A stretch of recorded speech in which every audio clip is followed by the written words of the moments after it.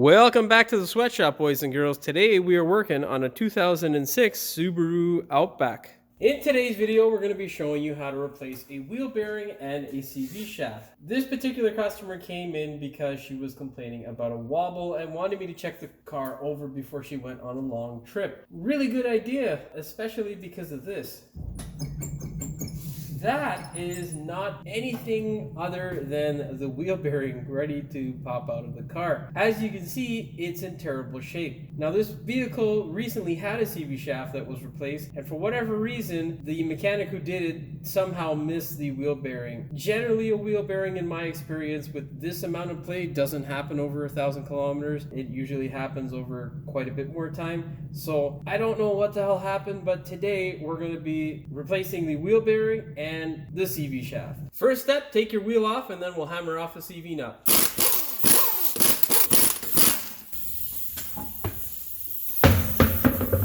In case you're wondering, it is a 32mm nut. That came off way too easy. That might have been the issue right there. I don't think they might have torqued this properly.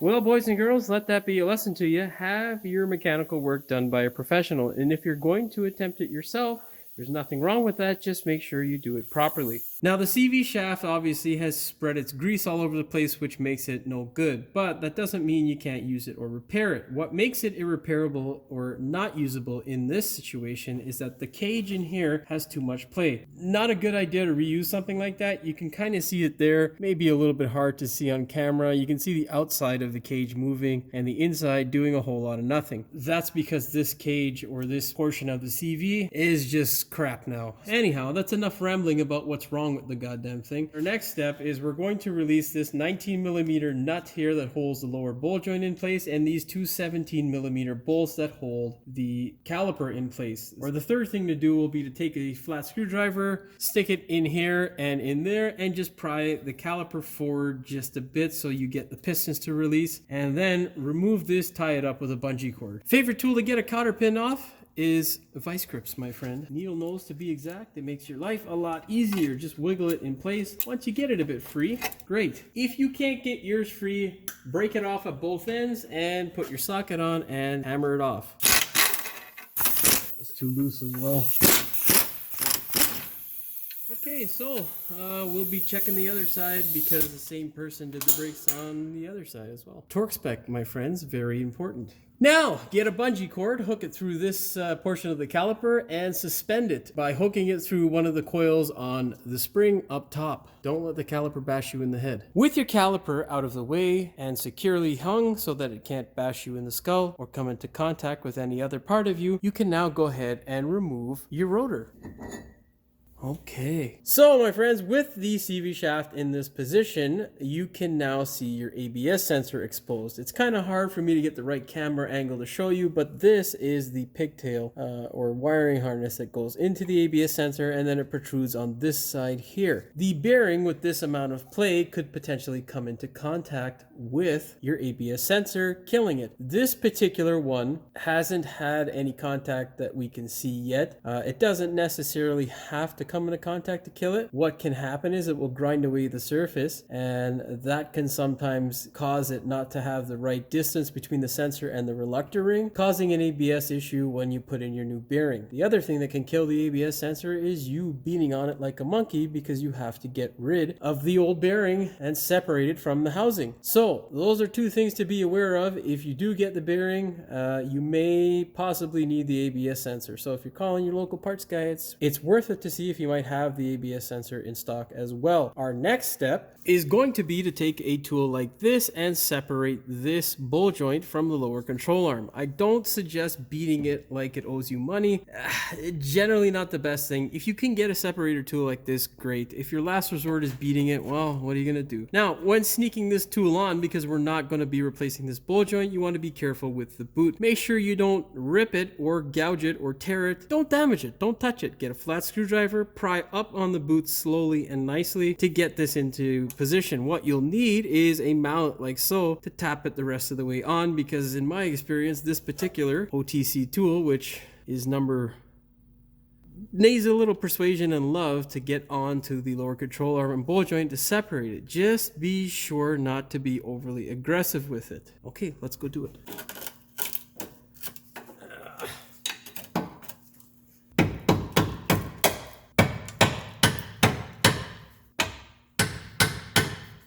Well, we might need a little bit more than, might need some metal persuasion. Go. Get your favorite 19 mil impact socket and smash away.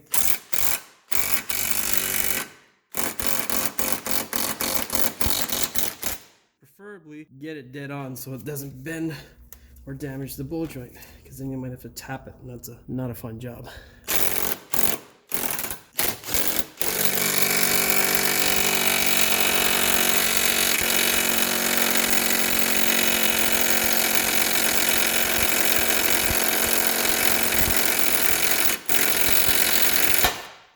In case you're wondering, I was not using my air-powered hammer. It was just the electric one, which doesn't produce that much. It does make a hell of a lot of noise, though. It's kind of like a Honda, you know? A lot of noise, not a lot of go fast. Unless you got a K-Series. Shout out to Foreign Speed. That guy built some serious shit. All right, now with our ball joint out of the way, what we'll need to do is get our biggest pry bar that we have in our arsenal, pry down on this lower control arm, and separate the ball joint completely from the drive shaft, or from the spindle. If you are recording what you are doing, here's a word of advice. Don't forget to hit record when you actually separate the ball joint from the lower control arm. Good job, Jimmy. Yay! With the lower control arm separated, what we're going to do is now pull the spindle and hub assembly forward like this and pull your CV shaft out. With your CV shaft out of the way, if it is a good one and you're not touching it, you have reason to leave it where it is. Oh, look here. Seal parts of some sort. Good job. What we need to do now is get I think it's a 14 mil socket. Get the appropriate socket that fits over these 4 bolts and hammer them off. Before you go ahead and try to get those bolts off, it may not be such a bad idea to take a rag and get rid of some of this scudge and grease and disgustingness out of here. It's really disgusting, so make sure you get a dirty rag that you're planning on throwing away, because grease is a pain in the ass to get out of cloth and all sorts of other fun stuff. So yeah, God. For you young mechanics coming up out there, if you want your potential partner to like you, stay with you, and let you touch them, wear gloves, my friend, because they're priceless. After you get rid of all the grease that you can, what you want to do is get your favorite 14 mil swivel socket, attach your 1/2-inch gun, and hammer away, my friends. Uno, due, tres, cuatro. With your bolts out of the way, your next step is going to be to take a really big bar like so. This is a CV axle, and we're going to place it in this section here of the bearing and smash away with a really big hammer. Just be careful that you don't slip and smash the ABS sensor. Basically, all you got to do is beat this thing like it owes you money. It will take quite a while and a bit of work, because rustite is a formidable opponent. It is a real pain in the ass, and its only goal in life is to seek to destroy yours and any peace and harmony you may have. Enough complaining about rustite. Let's smash this mother. Of course, this is going to look nice and easy on camera because I'm going to cut most of this shit out. Okay, so just keep beating it like it owes you money. Eventually, it will come out. Worst case scenario, if you can't separate it for whatever reason, you can use a little bit of heat. I don't suggest using it at home if you're doing it at home. Best thing is to, fucking beat it with a hammer like a monkey. Looks like it is budging a little bit. Sweet Jesus. She's almost there, boys and girls. Woo! Beat it! I should not sing Michael Jackson's fucking songs. I'm not a singer. I am an auto mechanic, boys and girls. Just before it falls out onto the floor, put a bolt in it so that it doesn't fall out onto the floor and destroy shit. Let's keep going.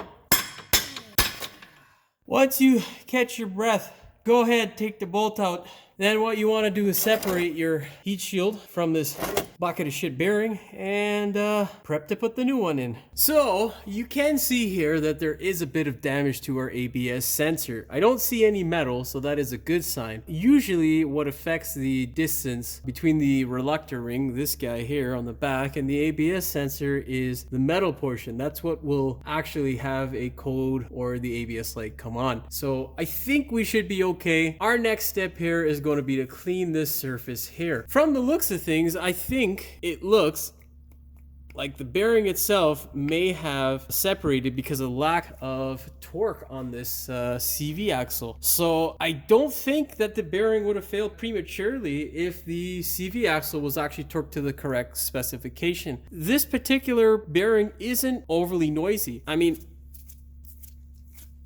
it's actually kind of quiet. It's just mainly separation. My customer is not going to be a happy camper, that's for sure. You can tell that it wasn't, properly torqued because there's rust here a bit on the actual surface of the CV. This guy here, this mating surface is supposed to butt tightly up against there. If there is a space where rust can form, it's because it's not super tight. It looks like this bearing isn't original. I think it was replaced at some point because there is some scratch marks from a grinding pad or grinding disc on this spindle. Anyhow, that's enough investigative work. The two steps that you're going to have to complete in this area here is you're going to have to clean the mating surface and grind out this hole here to get rid of the rust. Whatever you do and use, do not hit the ABS sensor. After you do that, you will prep the ball joint just by pulling this guy down back into its position. So we're going to grind all this stuff up now, and then we'll pull the CV shaft out. Key to success, my friends, eyeglasses, ear protection, and lung protection when grinding this stuff. Cancer is no fun, my friend. So wear it. Good stuff for you.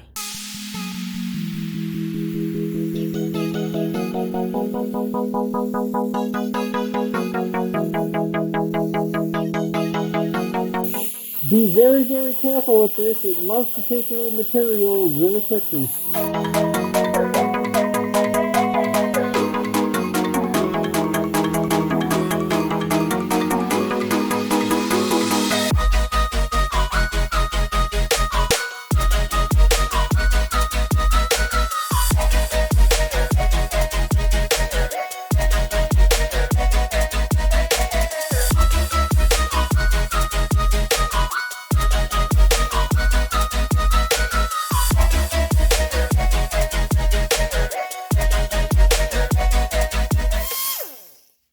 Now, the previous person who has attempted this job has taken away a bit too much material, in my opinion. You don't want to use a really aggressive grinding wheel. You just want to clean up the surface of surface rust. With those really large marks, like it may be hard to see on camera here, but there's some really deep scratches from the grinding disc or grinder that the last person had used. So we're going to spray a little bit of paint on this. Ideally, you don't want to get any paint on the ABS sensor. Just put a little bit of tape on that guy or hold your thumb in front of it and give her a spray with some anti-rust paint, and lacquer paint's fine as well, or edge primer.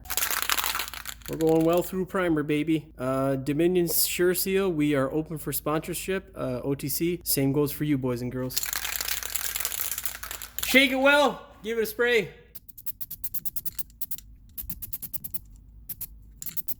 Best silver gloves on the market, boys and girls. It's for sale. Reach out. Now, if you're like me and you need to replace the CV shaft, you'll need a really big pry bar. The one that I'm currently using is a 3/4 inch thick square with a 36-inch length. The girth of the pry bar is important because it helps jam up against the CV. Don't be like me in my previous videos and place a bucket in the wrong place so that the floor can receive any automatic transmission fluid that's about to fly out, or differential oil. Make sure that you put your bucket in the correct place. This time I haven't failed because the bucket is right there. All right, now let's yank the CV shaft out of place.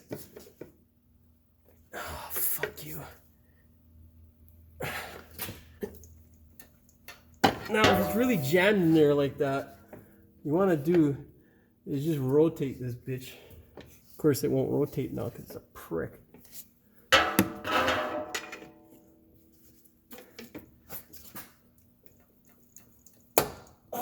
God. Why is this so fucking tight, man? Okay, well, I'm gonna do some investigating, see what the fucking deal is with this shit. So, this thing is jammed in there pretty tight. It should not be that tight. This is an aftermarket shaft. Maybe the C-clip that retains it is bigger or just made of quality in an offshore country, which... what you're going to need to get this thing out is a pry bar that has a cap like this. I use the Snap-on brand. I quite like these pry bars, they're great. Unfortunately, they don't sponsor me, so if you are just a do-it-yourself mechanic, you probably don't want to purchase those because you'll walk funny for a couple of months. Jam the pry bar here on this section of the actual CV shaft and smash away, my friends. Don't forget to line your bucket up because fluid on the floor is never cool. Continue smashing. Beat it! Once you get to that section there, what you want to do is grab the middle of the shaft or this section here, and it should just fall right out. So the more I do some digging on this car, the more troubling it gets. There should have been some differential oil that came out of there because usually it's filled up just past the seal. Looking on the dipstick, you can see there's a lot of crud, crap, and not a whole lot of goodness to be said about this dipstick. I don't know if there's any fluid in there. I've stuck my pinky in there to see. That's what I just wiped off of the dipstick right there. All that sludge. Okay, so that's not a good sign. If you're doing this at home and fluid comes out, it's fine. Just replace a little bit. It's usually not very much. In this case, I don't even think there's any fluid in there. I can tell you, it doesn't look good in there. That should be nice and shiny silver, like the outside of the case, without the dirt. It's kind of brown and gummy looking in there, so we're gonna investigate some more. So I just checked the dipstick there by putting it back in to see how much oil there was. And as you can see there, it's dry. There is absolutely nothing on this dipstick. So my theory is whoever did this, bless that person. They were completely incompetent and useless. My guess is that when they pulled the CV shaft out, the fluid might have come out and they just didn't bother to top it up. Yeah, what we will be doing at this point is calling the customer to find out whether they want to do the differential as well. The differential fluid, that is. We may do a top up or a drain and fill. Who knows, maybe I'll show you that in this video. But as for now, we're going to be installing the CV shaft and moving forward, we'll see what happens. Now your next step is going to be to put your CV shaft in. Make sure you put it through the proper position and hold this inner section of the CV shaft nice and straight in relation to the differential. Slide it in. Make sure you do not come into contact with the seal. The seal is kind of useless at this point because there's no oil to seal in there. Would you do? But make sure you don't come into contact with the seal. Once you get it to this position here, wiggle it in until it can't go anymore. Then what you want to do is bottom the shaft out like so. That is it, not bottomed out. That's it, bottomed out. Then you'll take a mallet or a hammer and lightly tap the nose of the CV joint into place until it bottoms out. And now just tap it home. That's all it takes, boys and girls. All you got to do is tap it in nice and easily. The last guy who installed it missed that memo because the nose of the CV shaft looked like it was beat by someone who owed it money. It's all deformed and kicked to shit. Here's a good look at that. If you would focus, you fuck. There we go. Look at that. Yeah. This thing's getting heavy, so I'm going to put it down now. Okay, bye-bye, boys and girls. So, we are going to be replacing the differential oil. You will need a good long ratchet and a T60 Torx bit to break this guy loose. This one's quite rotted, but it did come loose off camera easily. If it doesn't come loose, get an impact driver and smash it. They can be a real pain in the ass and they happen to rot out quite easily. Now, let's all see together if there is actually any fluid in there. Pray to God, boys and girls. Come on, fluid. Give me a little bit of fluid. And... well, oh, fuck. That color is not good, but at least there's fluid in there, and it's quite low.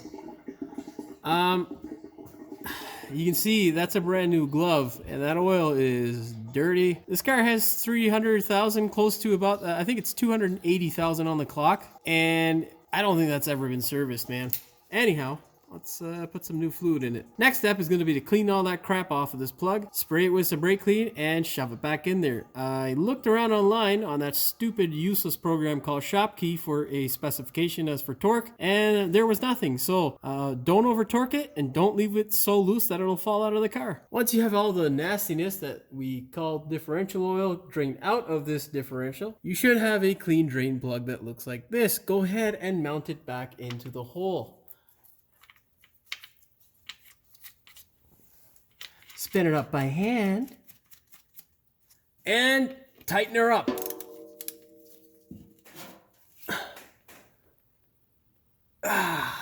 Now, just a word of advice. When you have a ratchet that has an on-off position, be sure to place it back in the off position, otherwise the batteries will die. Okay, my friends.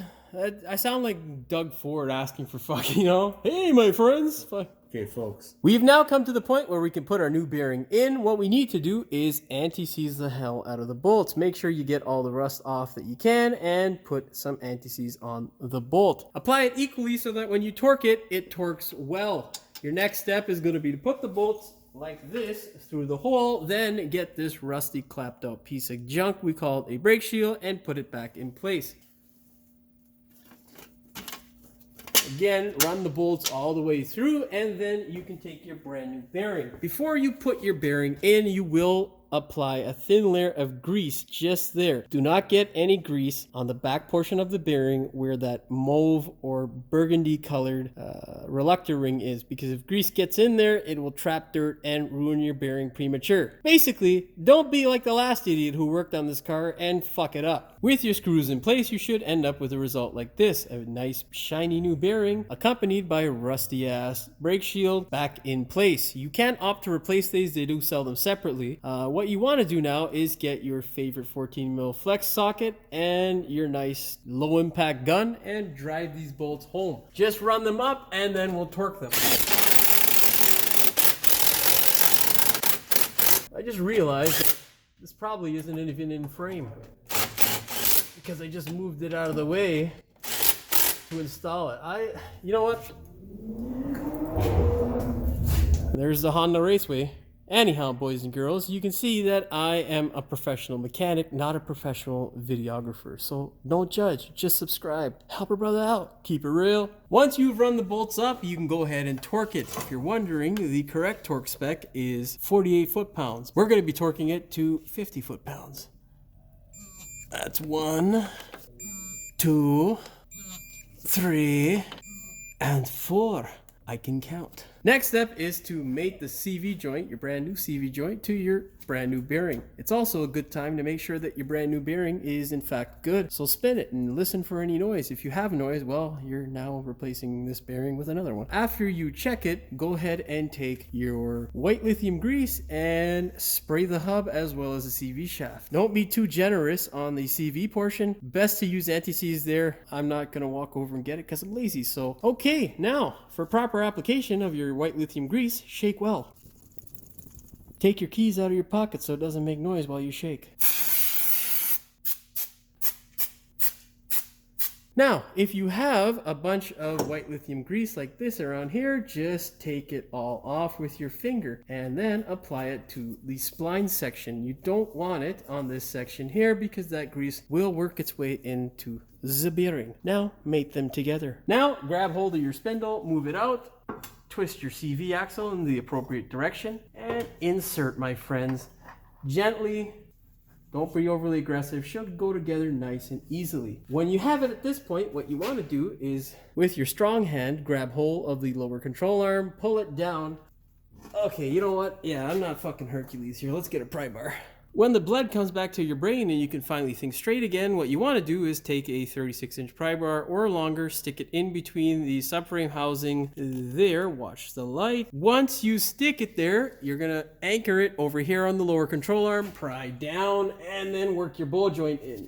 Whatever you do, make sure that control arm does not slip off of the pry bar because it will come up and smash your finger, which has happened to me before. It is not fun and it sucks. Now get your castle nut for your ball joint, put it back into place. Why isn't this going on right? There we go.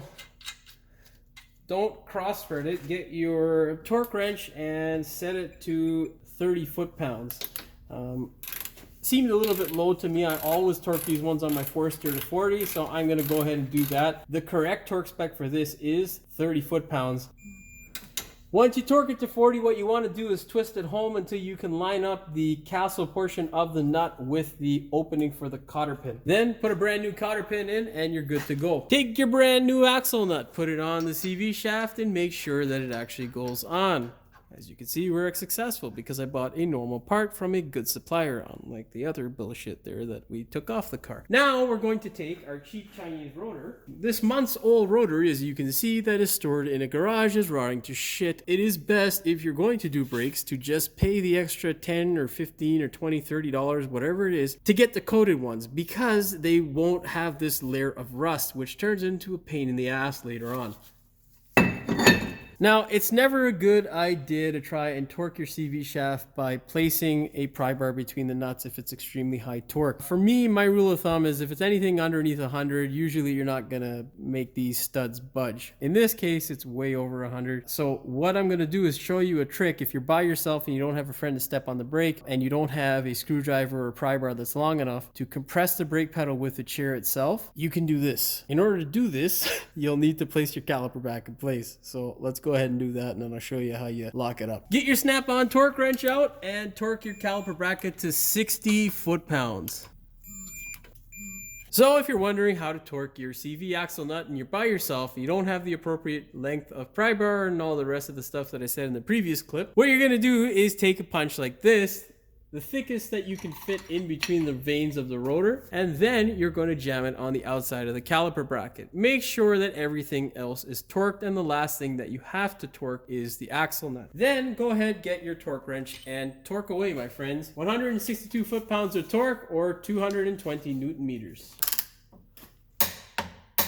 Once you've torqued it, what you need to do is get a punch or a chisel and smash or stake this part of the nut into the valley that you have on the nose of the CV shaft. Take a flat chisel or any kind of punch and just stake it.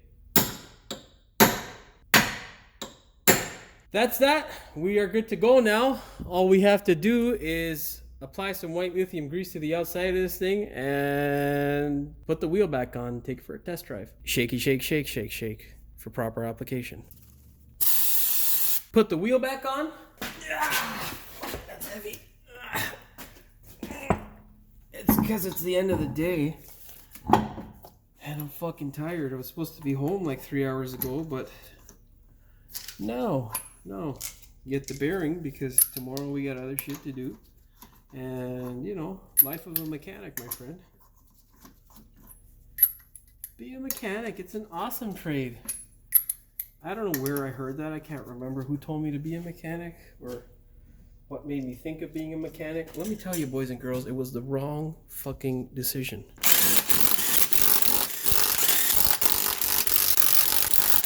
And torque it when you get it on the floor. So our last step is going to be filling up the differential oil. You will need 75 W90. You'll need 1.2 liters of it. What you'll also need are a couple of funnels. One with a really long neck like this and another one with a shorter neck to stick up top. It's a silver looking tube that you'll pull a yellow dipstick out. You'll insert this funnel and then this one behind the air intake here. And then just hold both funnels. Well, just the black one is the only one you really need to hold. Hold that in place and pour your 1.2 liters of 75 W90 in and you're good to go. Double check that you have enough in there with the dipstick. If you're wondering, this is what your dipstick should look like after you've put 1.2 liters of differential fluid in it. So don't overfill it and don't underfill it. Okay, boys and girls. And finally, don't forget to torque your wheel.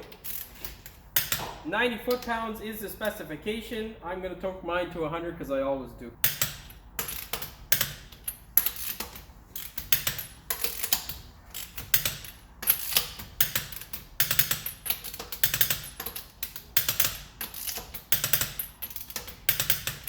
Well, boys and girls, we are all done with the Subaru. We have nothing left to do. I think the moral of the story in this video, as demonstrated with the caliper bracket bolts and the CV nut, make sure you use a professional. It's all fun and games until something goes wrong, and then there's hell to pay. So no one needs to save a buck just so they can get into trouble later on with the law or whatever it may be. Make sure you use a professional and someone who understands what a torque wrench is and understands how to use it. It is very important and an integral part of the job to do these things properly as per the book, because wheels come off for a reason when you have idiot technicians out there in the field. That's enough ranting and raving about that. Hopefully you liked the video and learned something. If you did, please like, share, and subscribe. And don't forget to hit the notification bell so you never miss one of my new videos. As always, we will see you in the next one. Stupid gimbal. Today we're going to be working on a 2006 Subaru Forester. Oh, that's an Outback. Fuck. Sounded like a lot of fucking rambling. Because the boot is leaking. Fuck. I'm not gonna... No. Stop this. And... what the fuck? What am I talking about? They're not going to be able to understand that. Maybe I should do it instead of actually just rambling on and on. Because no one wants their fucking brakes falling off the car while you're driving. Okay. So, my friends, with the bearing in this position... What, the bearing? CV shaft, Jimmy. Worth it to see. Rust type is a formidable appointment. Dweep. Let's find that fucking hammer. That's all it takes, boys and girls. Boys and girl. I mean, that does kind of represent my analytics. We have now come to the point where we can place our bearing back in its home. Wait, we're using a new bearing, so that doesn't make sense. Oh, goddamn. But we are going to be choking. Oh, God. Don't be too generation. Now, just move that thing. What is that thing again? We're going to have to torque this guy here to... The fuck did I write down there? Coded ones. Sounded like I said runs, didn't it? Now... One, don't hit the camera, Jimmy. I don't know what the fuck else to say. Bolt or nut. I said what? That's enough ranting and raving about that. I hope you liked the video. If you did, please like, share, and subscribe. And don't forget this. Damn it.